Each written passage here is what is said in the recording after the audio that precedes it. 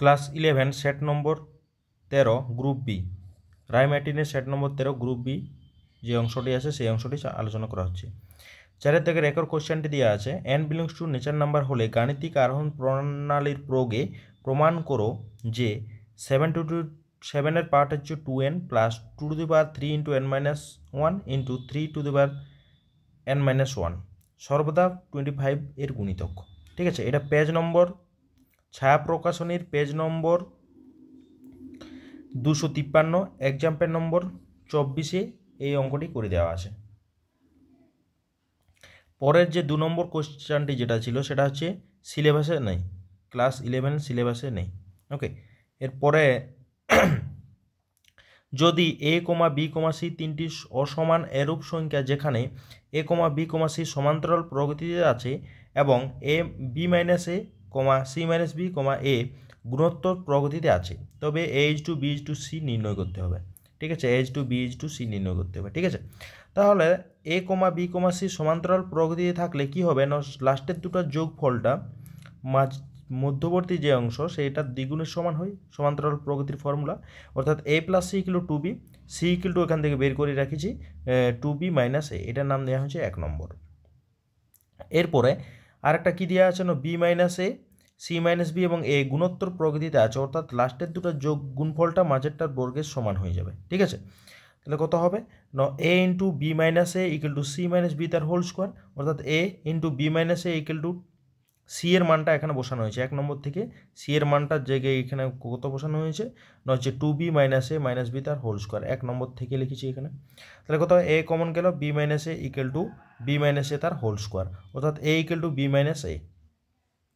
ঠিক আছে, এখানে কাটাকাটি করলে a = b - a, অর্থাৎ 2a = b।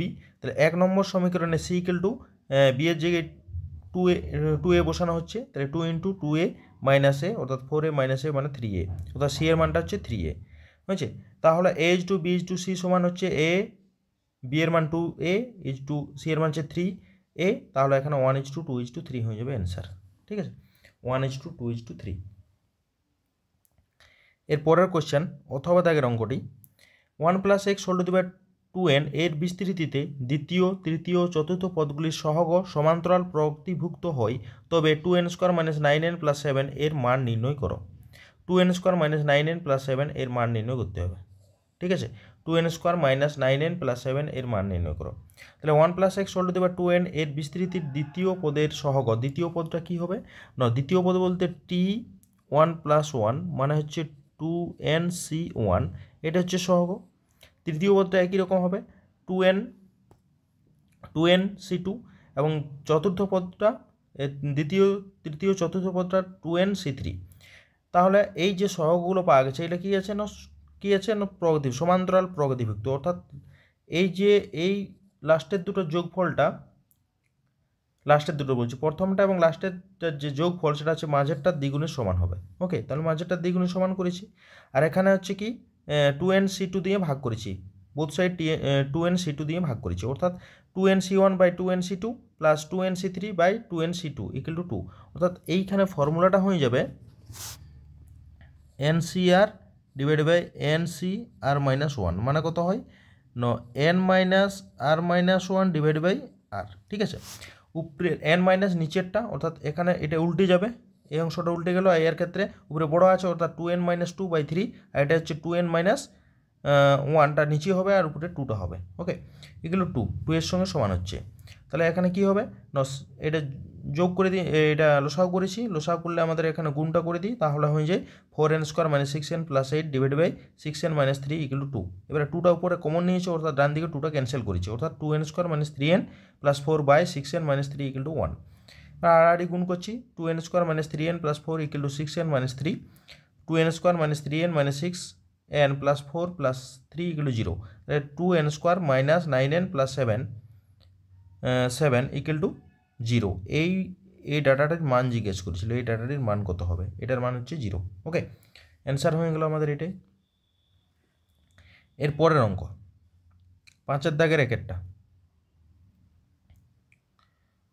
5-এর দাগের একে কি দেওয়া আছে না 2x minus Y plus 5 equal 0 এবং 5x plus 3y minus 4 equal 0 সরাখা দ্বয়ের ছেদবিন্দুগামী এবং x minus 3y plus 2a equal 0 সরাখার উপর লম্ব। ঠিক আছে, ছেদবিন্দুগামী এবং এই সরাখার উপর লম্ব সরাখার সমীকরণ নির্ণয় করতে হবে। ঠিক আছে, তাহলে আমাদের প্রথম যে দুটি সরাখা দেওয়া ছিল তার 1 নম্বর 2 নম্বর নাম দেওয়া হয়েছে, তাদের ছেদবিন্দু বের করার জন্য দুটোকে সমাধান করতে হবে। অর্থাৎ 1 গুণিত 5 এবং 2 গুণিত 2 করে পাই, গুণ করে দেওয়া হয়েছে। এখান থেকে y এর মান হচ্ছে 3 এবং 1 নম্বর সমীকরণ y গেল 3 বসিয়ে পাই, সেখান থেকে x গেল -1 পাওয়া গেল। ঠিক আছে, তাহলে 1 ও 2 এর ছেদবিন্দু হয়েছে -1,3 -1,3। ঠিক আছে, ধরি x minus 3y plus 2a equal 0 সরলরেখার উপর লম্ব সরলরেখার সমীকরণ।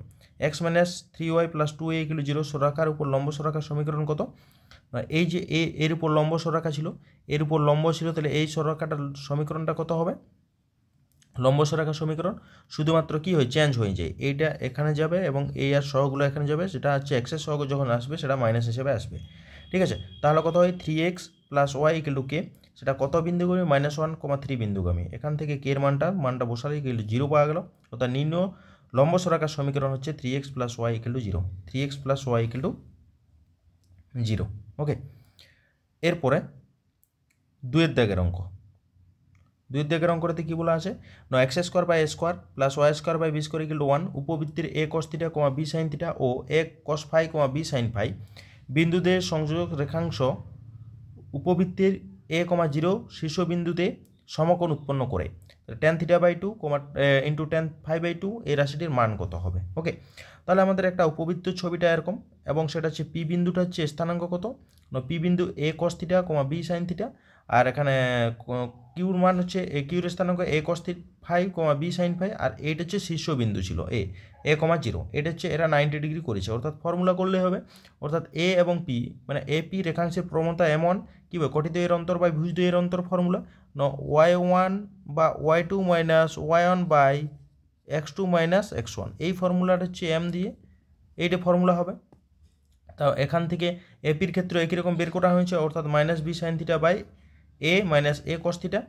একই রকম a কিউর ক্ষেত্রে m2 মানে 0 - b sin phi by a minus a cos phi, মানে মাইনাস দিয়ে হয়ে গেল এটা।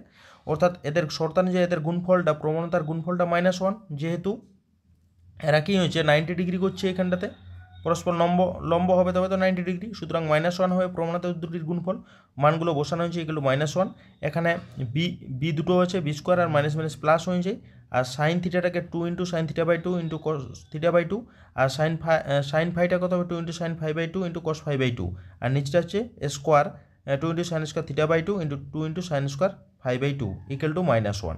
তাহলে এখানে b square by A square, আর এখানে একটা করে সাইন থিটা বাই 2, একটা করে সাইন ফাই বাই 2 ক্যান্সেল, অর্থাৎ কস থিটা বাই 2 থাকছে, আর cos phi by 2 divided by sine theta by 2 আর সাইন ফাই বাই 2 থাকে।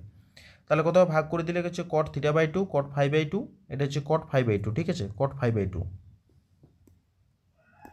এটা হচ্ছে cot phi by 2। Okay, cot phi by 2 হবে, বুঝেছে? তাহলে minus square by b square এটা হবে, আর এটাকে অনন্য যদি করা হয় তাহলে ট্যান হবে, তাহলে এটাকেও অনন্য করলে বি স্কোয়ার বাই স্কোয়ার হয়ে যাবে। এটা হচ্ছে এর মানটা হচ্ছে -b স্কোয়ার বাই স্কোয়ার। ওকে, এটা হয়ে যাবে অ্যান্সার। এর পরের অঙ্ক 3 দাগের অঙ্কটি। 3 দাগের অঙ্কটাতে কী বলা আছে?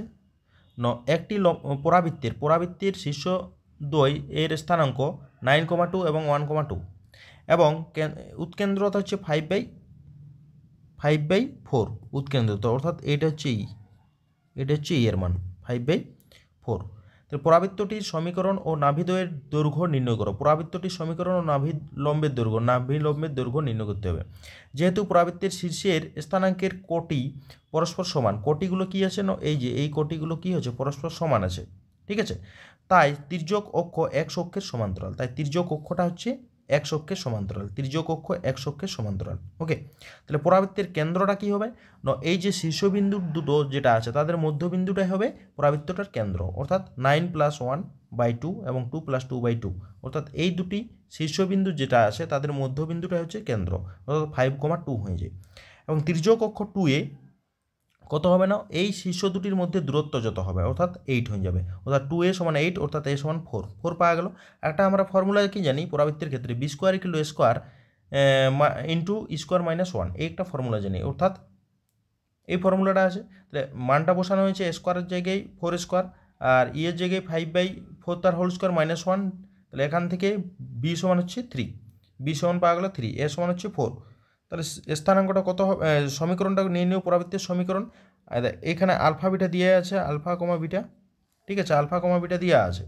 তাহলে কত, এক্স মাইনাস আলফা বলতে 5/a স্কোয়ার বলতে আমাদের 4 স্কোয়ার মানে 16, আর -y-2 তার whole square divided by b square বলতে 9 = 1, ঠিক আছে। আর নাভিলম্বের দৈর্ঘ্য কি জানি 2b স্কোয়ার বাই এ, পরাবৃত্তের ক্ষেত্রে 2b স্কোয়ার বাই এ। তাহলে 2 × b স্কোয়ার বলতে 9/a হচ্ছে 4, অর্থাৎ 2 ক্যান্সেল করলে আমাদের 2 দিয়ে, অর্থাৎ 9/2 একক হয়ে যাবে। এটা হচ্ছে নাভিলম্বের দৈর্ঘ্য। নাভিলম্বের দৈর্ঘ্য হচ্ছে 9/2 একক, ঠিক আছে। এরপরে অথবা দাগের অঙ্কটি, দেখাও যে পি এর সকল বাস্তব মানের জন্য x² + y² - 3p + 4 × x - p - 2 × y + 10p = 0, ঠিক আছে। বৃত্তটি 3,1 বিন্দুগামী, এটা দেখাতে হবে। অর্থাৎ 3,1 দিয়ে দেখি যে স্যাটিসফাই হয় কি নাই। অর্থাৎ প্রদত্ত বৃত্তটি হচ্ছে x² + y² - 3p + 4 × x - p - 2 × y + 10p = 0। এখন এই যে বৃত্তটাতে 1 নং বৃত্তে 3,1 বিন্দুটি বসিয়ে পাই। তাহলে মানটা বসানো যাক, দেখছি যে ডান দিকটা কী আসছে না, 0 চলে আসছে, ঠিক আছে। তাহলে কি হচ্ছে, 3,1 বিন্দুটি 1 নং বৃত্তটাকে কী করছে, সিদ্ধ করছে। ও সুতরাং কী হবে, পি এর সকল বাস্তব মানের জন্য 3,1 বিন্দুটি বিন্দুগামী, অর্থাৎ বৃত্তটি 3,1 বিন্দুগামী, এটা প্রমাণ হয়ে গেল। এর পরের পাটাতে কী জিজ্ঞেস করেছে, পরের পাটে জিজ্ঞেস করি, যদি পি এর সকল বাস্তব পি এর মান পরিবর্তনশীল হয় তবে বৃত্তের কেন্দ্রের সঞ্চারপথের সমীকরণ। বৃত্তের কেন্দ্র অর্থাৎ 1 নম্বর যে বৃত্তটা ছিল, সেই বৃত্তটাকে আমরা যদি এখন ধরে নিই কেন্দ্রটা h, k, এবং বৃত্তটাকে যদি x² + y² + 2gx + 2fy + c = 0 এর সঙ্গে তুলনা করি, তাহলে 2g সমান কত হবে না, 2g সমান x এর সঙ্গে যেটা গুণ থাকবে এই গোটাটা হবে 2g, এবং এই গোটাটা হচ্ছে 2f এর সঙ্গে সমান হবে। ওকে, তাহলে কত হবে, 2g সমান -3p + 4, মানে g সমান -3p + 4/2, আর 2f সমান -p - 2, আর f সমান -p - 2/2, ঠিক আছে। তাহলে কেন্দ্রটা হচ্ছে কত, 3p + 4/2 আর p - 2/2, ঠিক আছে। h সমান 3p + 4/2, k সমান p - 2/2, ঠিক আছে। 3p + 4 = 2h, p = 2h - 4/3। এখান থেকে পি এর মানটা মানে এই দুটো সমান করে পি এর মানটা বের করি দুটোর থেকে। দুটো পি এর মান সমান করে দিই, তাহলে এখান থেকে একটা সমীকরণ পাচ্ছি, আড়াআড়ি গুণ করে h - 3k - 5 = 0, h - 3k - 5 = 0। অর্থাৎ নির্ণয় সঞ্চারপথের সমীকরণ h এবং k এর জায়গায় x হয়ে বসবে, অর্থাৎ x - 3y - 5 = 0, x - 3y - 5 = 0, ঠিক আছে। এর পরের অঙ্কটাতে কী দেওয়া আছে না, 6 দাগের 1 অঙ্কটাতে কী দেওয়া আছে না, 32টি সংখ্যার সমক পার্থক্যের মান হচ্ছে 5। যদি সংখ্যাগুলির সমষ্টি 80 হয় তবে সংখ্যাগুলির বর্গের সমষ্টি নির্ণয় করতে হবে, বর্গের সমষ্টি, ঠিক আছে। তাহলে আমাদের এখান থেকে যেহেতু কতগুলো সংখ্যা আছে, সংখ্যা হচ্ছে 32টা, অর্থাৎ এটা হচ্ছে n, এটা হচ্ছে n, ওকে। তাহলে হচ্ছে n = 32, এবং সমক পার্থক্য হচ্ছে সিগমা হচ্ছে 5 দেওয়া আছে। তাহলে যদি সংখ্যাগুলির সমষ্টি, অর্থাৎ সমষ্টি দিয়ে সামেশন xi মানটা দিয়ে আছে, অর্থাৎ এখানে আমাদের একটা শর্তানুযায়ী করতেই পারি, সমক পার্থক্য √সামেশন xi তার whole square by n minus summation xi by n তার হোল স্কোয়ার = 5। অর্থাৎ সামেশন বোথ সাইড যদি বর্গ করে না হয়, এখানে লিখতে হবে বর্গ করে পাই,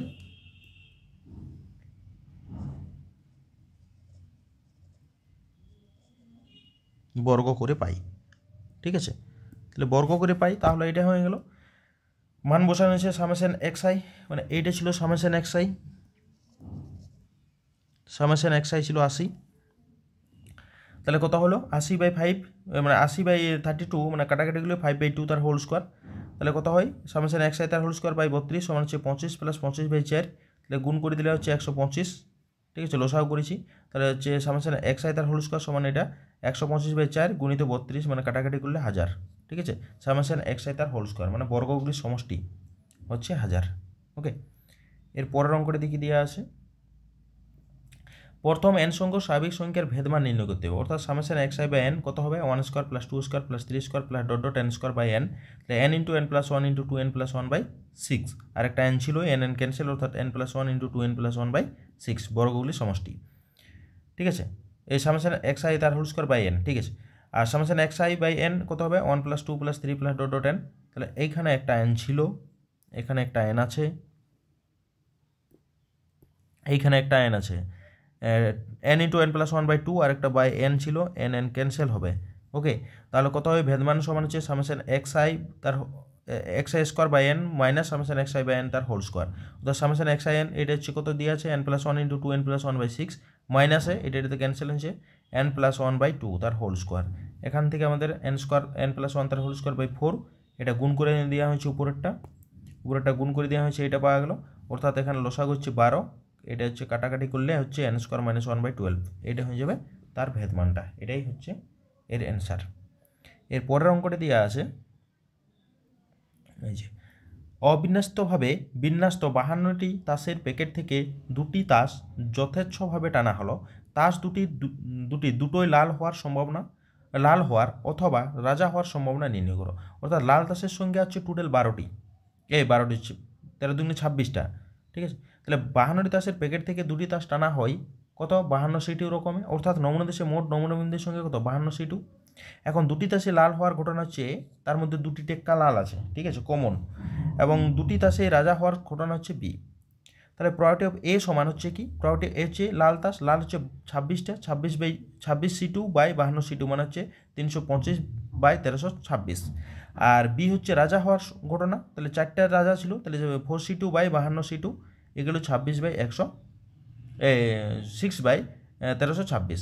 এবং এদের লাল তাস এবং এখানে কমন আছে লাল তাসও হবে রাজা, তাহলে কমন আছে, তাহলে প্রবাবিলিটি এ ইন্টারসেকশন বিটা কত হবে না 2টি রাজা আছে, 2টি থেকে 2টি রাজা তুলতে হবে একরকমভাবেই, অর্থাৎ 1/52 সি 2 মানে হচ্ছে 1326, ঠিক আছে। ইন্টারসেকশন পাওয়া গেল।